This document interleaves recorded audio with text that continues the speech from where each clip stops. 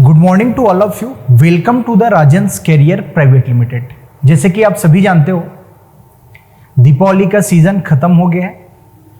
अब जब नवंबर, दिसंबर, जनवरी में जितने भी वनडे एग्जाम्स हैं उनके डेट्स भी डिक्लेयर हो गए हैं कि कब एग्जाम होना है, तब एज अ सीरियस एस्पिरेंट आपका जो ध्यान है पूरी तरह से एग्जाम ओरिएंटेड हो जाना चाहिए। इसी को मद्देनजर रखते हुए यह जो वीडियो होने वाली है पूरी तरह से केंद्रित होगा जो वनडे एग्जाम में है। जीएस के पोर्शन से जो क्वेश्चंस आते हैं, चाहे संविधान हो, चाहे ज्योग्राफी हो, इतिहास हो, इनके क्वेश्चन हम इस वीडियो सीरीज में डिस्कस करने वाले हैं। एक ध्यान देने वाली बात यह है कि मैं क्वेश्चन बताऊंगा, साथ ही साथ जितने भी और एक्स्ट्रा इंफॉर्मेशन है उसको भी इस क्वेश्चंस के साथ मैं बताते चलूंगा। तो आप जहां जरूरत है नोट कीजिएगा, बहुत यूजफुल होने वाला है यह वीडियो सीरीज। चलिए आज के पहले क्वेश्चन में चलते हैं। भारत के राष्ट्रपति का चुनाव का निर्वाचन मंडल द्वारा किया जाता है। इसको समझिएगा, चूंकि हम एक लोकतांत्रिक डेमोक्रेटिक रिपब्लिक कंट्री में रहते हैं, कहने का मतलब यह है रिपब्लिक से ही यह बात स्पष्ट हो जाती है कि जो भी रिपब्लिक देश है उसके हेड ऑफ नेशन या बोल सकते हो राष्ट्राध्यक्ष, उसका प्रत्यक्ष या अप्रत्यक्ष तौर पर निर्वाचन होगा। इसलिए भारत में हर 5 वर्ष में राष्ट्रपति का निर्वाचन होता है। भारत एक गणतंत्र है इसलिए। दूसरा, यदि मैं बोलूं क्या ब्रिटेन, आज का जो इंग्लैंड है, गणतंत्र है? नहीं, वह केवल डेमोक्रेटिक है, न कि रिपब्लिक, क्योंकि उसके हेड ऑफ नेशन है, राष्ट्राध्यक्ष है। जो क्वीन या किंग बनते हैं उनका जो क्रम है अभी भी निर्धारित है, उनका चुनाव नहीं होता है, राजा का बेटा ही राजा बन रहे हैं। लेकिन भारत में ऐसा कुछ भी नहीं है। भारत में राष्ट्राध्यक्ष का चुनाव प्रत्यक्ष या अप्रत्यक्ष तौर पर होता है। इसी कॉन्टेक्स्ट में क्वेश्चन है कि भारत के राष्ट्रपति के चुनाव में निर्वाचन मंडल में कौन कौन रहते हैं। देखिए, पहला ऑप्शन है संसद के दोनों सदनों के सदस्य, यानी लोकसभा और राज्यसभा के निर्वाचित सदस्य। दूसरा है राज्य विधानसभाओं के निर्वाचित सदस्य। याद रखना, मैं आपको एक चीज बताना चाहूंगा, भारत के राष्ट्रपति के निर्वाचन में अनुच्छेद 54 का बहुत बड़ा रोल है। अनुच्छेद 54 बोलता है कि भारत के राष्ट्रपति के निर्वाचन के लिए एक निर्वाचन मंडल होगा और इस निर्वाचन मंडल में पहला लोकसभा के निर्वाचित सदस्य, दूसरा राज्यसभा के निर्वाचित सदस्य, तीसरा राज्य विधानसभा के निर्वाचित सदस्य, प्लस जम्मू एवं कश्मीर प्लस दिल्ली एवं पौंडीचेरी यूनियन टेरिटरी के निर्वाचित सदस्य। ठीक है, कहने का मतलब यह है जम्मू कश्मीर पहले राज्य था लेकिन अब केंद्र शासित प्रदेश बन गया है। तो जम्मू कश्मीर में जब भी विधानसभा चुनाव होंगे, वहां के जो विधायक हैं, दिल्ली के विधायक हैं चाहे पौंडीचेरी के विधायक हैं, उन यूटी के विधानसभा के विधायक भी राष्ट्रपति के निर्वाचन मंडल में भाग लेंगे।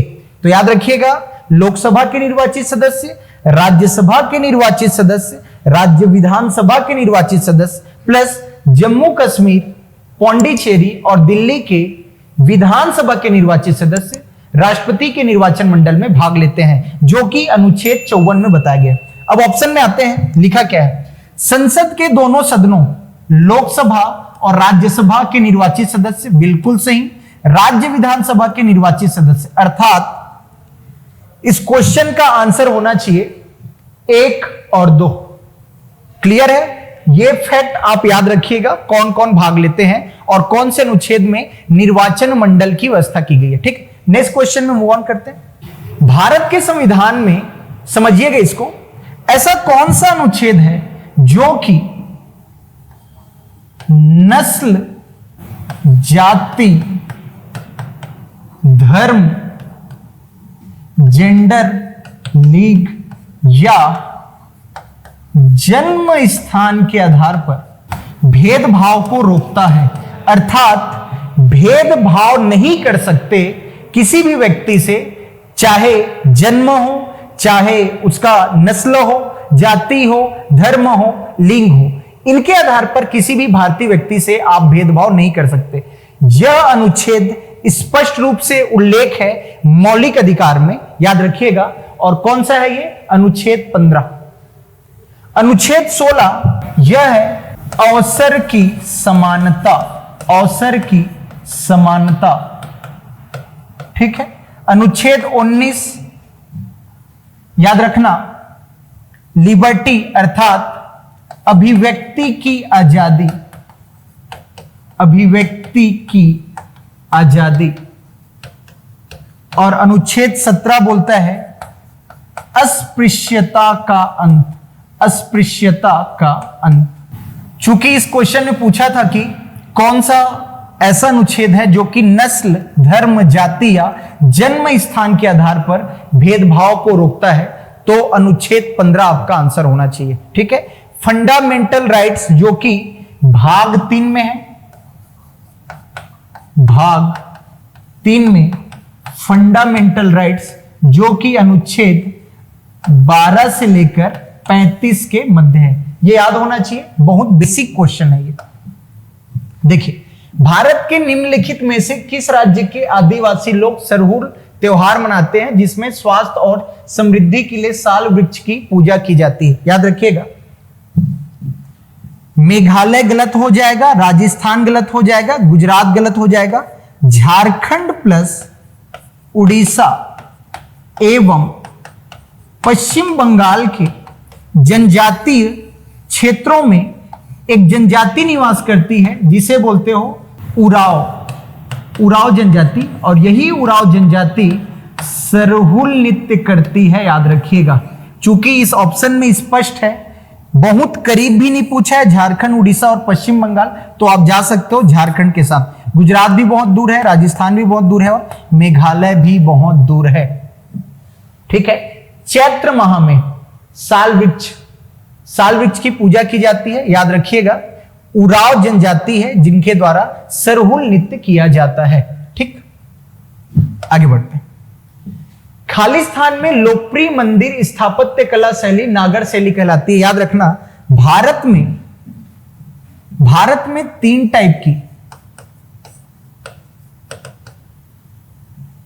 भारत में 3 प्रकार की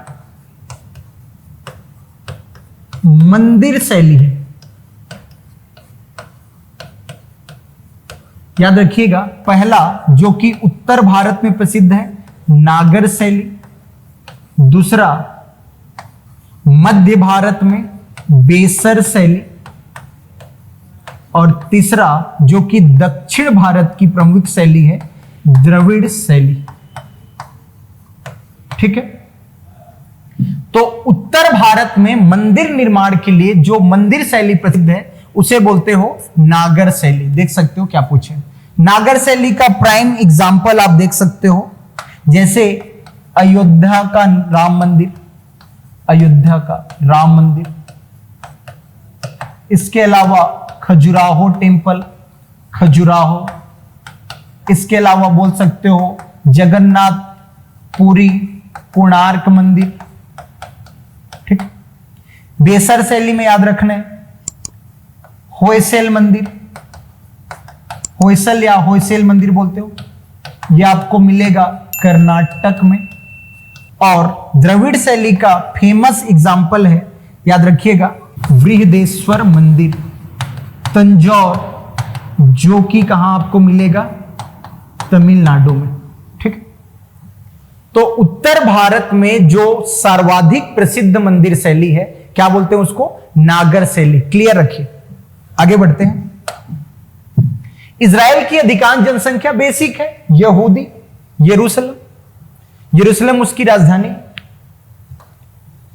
भारत में निम्न में से कौन सा क्षेत्र तेल निष्कर्षण, यस याद रखिएगा, यदि आप अरब सागर में आओगे, अरब सागर में, तो मुंबई के आसपास एक जगह मिलेगा जिसे आप बोलते हो बॉम्बे हाई या मुंबई हाई, जो कि पेट्रोलियम के खनन के लिए प्रसिद्ध है। पेट्रोलियम खनन हेतु कौन सा, मुंबई हाई या बॉम्बे हाई, अरब सागर में है, पेट्रोलियम के खनन के लिए प्रसिद्ध है। और पूछा क्या है, तेल निष्कर्षण कहां, मुंबई हाई। चूंकि बोकारो की बात आई है तो याद रख सकते हो स्टील से रिलेटेड है, और स्टील मतलब आपको जाना पड़ेगा, बोकारो के लिए जाना पड़ेगा आपको झारखंड। कोलार, केजीएफ, कोलार गोल्ड के लिए फेमस है, और गोल्ड के लिए जाना पड़ेगा आपको कर्नाटक। झरिया झारखंड, जो कि कोल रिजर्व है, कोल मतलब कोयला का रिजर्व, ठीक है जी। बोकारो स्टील प्लांट, जो कि झारखंड में है, स्टील के लिए, स्टील प्रोडक्शन के लिए फेमस है।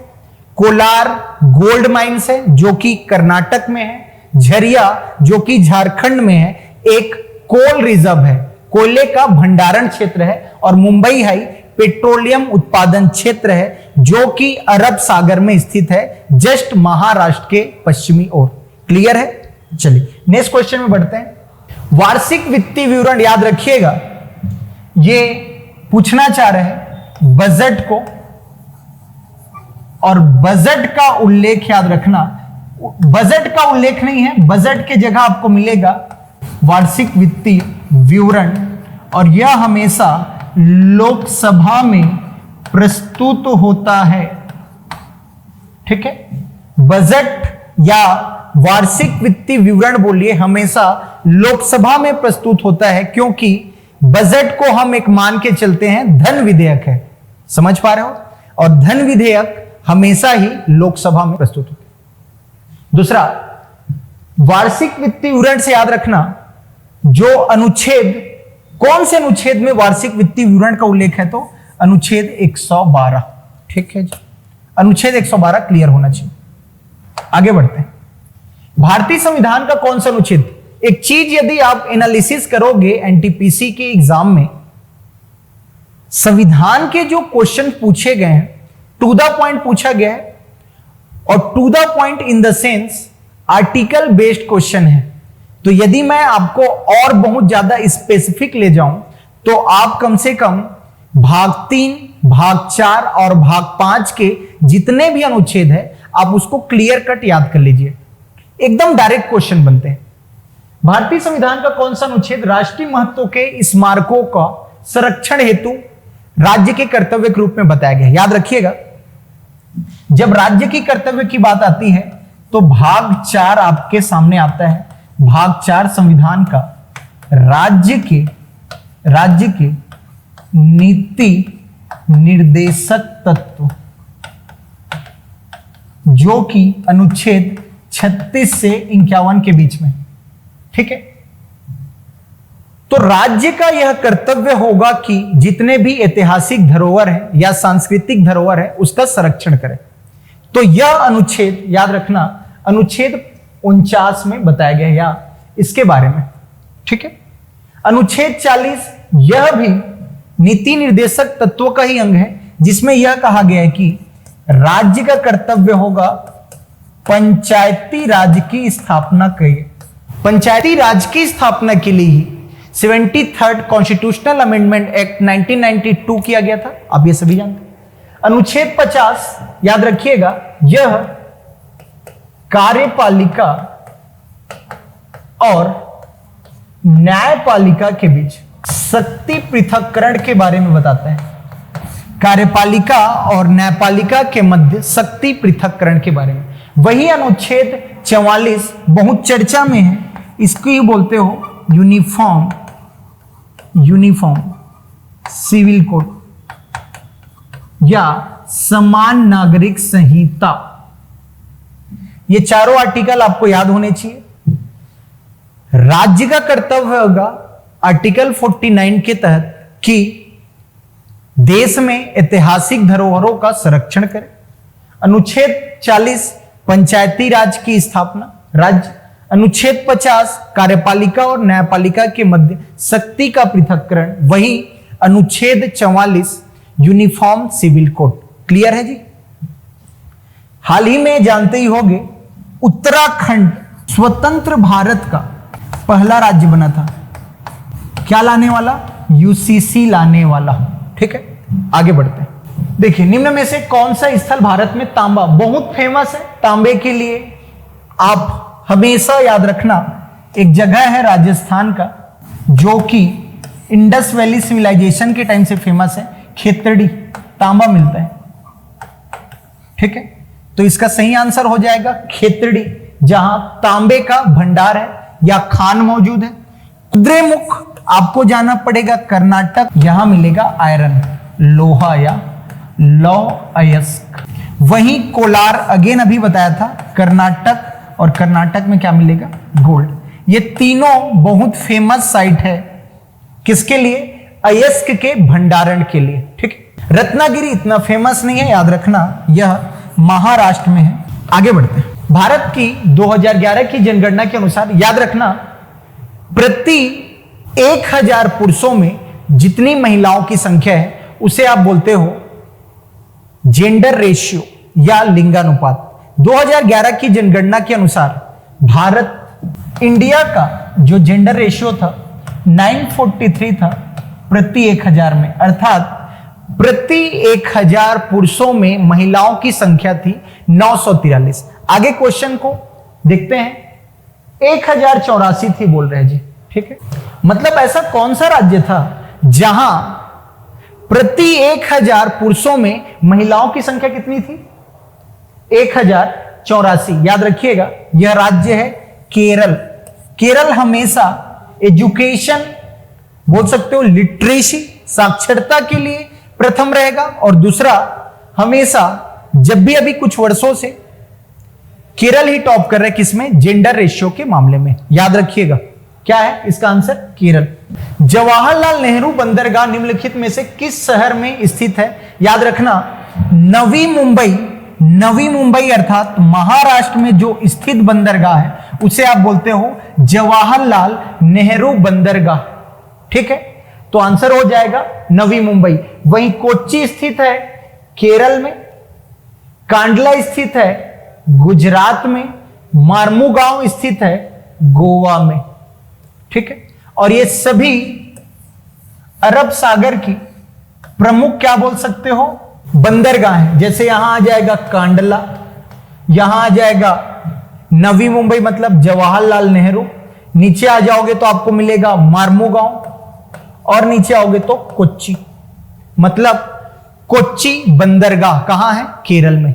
पश्चिम अर्थात अरब सागर के महत्वपूर्ण बंदरगाह। एशियाई शेरों के लिए प्रसिद्ध गिर वन, याद रखना, गुजरात में स्थित एशियाई शेरों के लिए गिर वन प्रसिद्ध है, जो कि एकमात्र पूरे भारत में हैबिटेट है। किनके लिए? एशियाई शेरों के लिए। क्लियर है जी। अगेन देख लीजिए, ये सारे क्वेश्चन प्रीवियस ईयर के हैं। भारतीय संविधान का कौन सा अनुच्छेद राज्यों के लिए उच्च न्यायालय की स्थापना? देखिए, बोल रहे हैं हाईकोर्ट की स्थापना के लिए कौन सा ऐसा अनुच्छेद है? पहले तो याद रखिए, हाईकोर्ट की स्थापना संसद के द्वारा की जाती है। संसद ही महत्वपूर्ण संस्था है जो राज्यों में हाईकोर्ट की स्थापना करती है। यह आर्टिकल याद रखिएगा 214 के अंतर्गत किया जाता है, मतलब राज्यों में हाईकोर्ट की स्थापना अनुच्छेद 214 के अंतर्गत कौन करता है? तो संसद। वर्तमान में 25 हाईकोर्ट है। दूसरा चीज, इसी क्वेश्चन के आर्टिकल्स में है तो याद रखना 148 बात करता है controller auditor general of India, नियंत्रक एवं महालेखा परीक्षक। Controller auditor general of India कौन सा अनुच्छेद? आर्टिकल 148। 231 याद रखना, आर्टिकल 231 बोलता है कि 2 या 2 से अधिक राज्यों के लिए एक हाईकोर्ट हो सकता है। मतलब एक ही हाईकोर्ट दो या दो से अधिक राज्यों के भी हाईकोर्ट हो सकता है। कौन सा? 231। वहीं 324 बड़ा फेमस है, यह है इलेक्शन कमीशन, मतलब चुनाव आयोग। ठीक है जी। 324 भाग 15 चुनाव आयोग। इस क्वेश्चन का आंसर होगा आर्टिकल 214। आगे बढ़े। भारतीय संविधान का कौन सा भाग पंचायतों से संबंधित है? याद रखिए, अगेन आर्टिकल और पार्ट से क्वेश्चन है। सबसे पहले पंचायत की बात करें तो याद रखना भाग 9 पंचायत से संबंधित है, और वहीं भाग 9 का नगरीय निकाय से संबंधित है, नगरीय निकाय।